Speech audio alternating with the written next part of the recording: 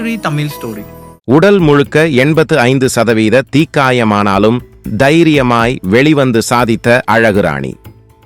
20 வருடங்களுக்கு முன் ஆஸ்திரேலியாவில் குயின்ஸ்லாந்து பகுதியை சேர்ந்த முன்னாள் பியூட்டி குயின் ஒருவர் தனது வீட்டில் ஏற்பட்ட தீ விபத்தில் சிக்கி 85% தீக்காயங்கள் உடலில் ஏற்பட்டு மருத்துவமனையில் அனுமதிக்கப்பட்டார். தீக்காய தழும்புகளுடன் நிர்வாணமாக போஸ் கொடுத்து வாழ்க்கையின் முக்கியத்துவம் குறித்து வெளிப்படுத்தியுள்ளார்.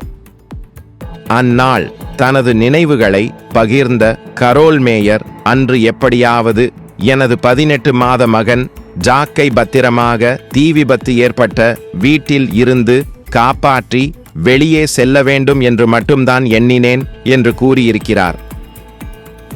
அந்த தீ விபத்து ஏற்பட்ட போது கரோல் மேயருக்கு 33 வயது.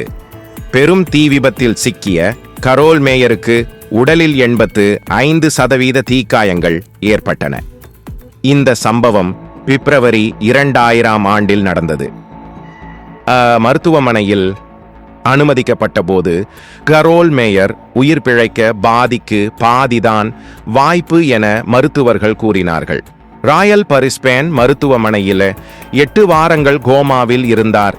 கரோல் மேயர் மேலும் பெண்களுக்கான தீவிர சிகிச்சை பிரிவில் 9 மாதங்கள் தீக்காயங்களின் வலியோடு சிகிச்சை பெற்று வந்தார். 2025 ஆண்டில் மேயருக்கு 58 வயது. இவர் லண்டனை சேர்ன்ஹா பிசயான் கேச எனும் புகைப்பட கலைஞரின் வேண்டுகோளுக்கு இணங்க ஒரு பவர்ஃபுல் போர்ட்ரேட் போட்டோ ஷூட்டுக்கு நிர்வாணமாக போஸ் கொடுத்தார். இந்த படத்திற்கு தி ஸ்கின் ஐம் இன் என்ற பெயர் கூறப்பட்டது. இந்த புகைப்படம் 2020 ஆண்டுக்கான மனிதத்திற்கான சிறந்த புகைப்படம் விருதினை வென்றுள்ளது. இந்த விருது பிரிட்டிஷ் ஜார்னல் ஆஃப் போட்டோகிராஃபி என்ற அமைப்பு வழங்கியுள்ளது. செப்டம்பர் மாதம் இந்த போட்டியில் பங்கெடுத்துக் கொண்ட 200 போட்டியாளர்களின் சிறந்த 100 படைப்புகள் சர்வதேச டிஜிட்டல் டிஸ்பிளே செய்ய உள்ளதாகவும் கூறப்படுகிறது.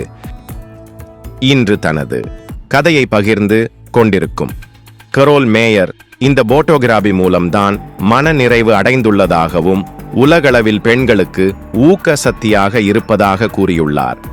ஒரு நல்ல விஷயத்திற்காக தன்னுடைய உடல் பயன்படுவதை எண்ணி அவர் சந்தோஷமாக உள்ளார். வாழ்க்கை எந்த நேரத்திலும் வேண்டுமானாலும் திசை திரும்பலாம். நாம் எப்போதும் போராட உறுதியாக இருக்க வேண்டும். நமக்கு நடக்கும் எந்த விஷயமாக இருந்தாலும் அதை ஏற்று அதிலிருந்து அடுத்த கட்டத்திற்கு எப்படி செல்ல வேண்டும் என்ற முனைப்போடு இருக்க வேண்டும் என்று கூறினார். கரோல் மேயர் மேலும் உலக மக்களிடம் உங்களுடன் இருக்கும் நபரை இந்த உலகின் முன் வெளிப்படுத்துங்கள், அச்சமின்றி செயல்படுங்கள் என்றும் கூறியிருக்கிறார்.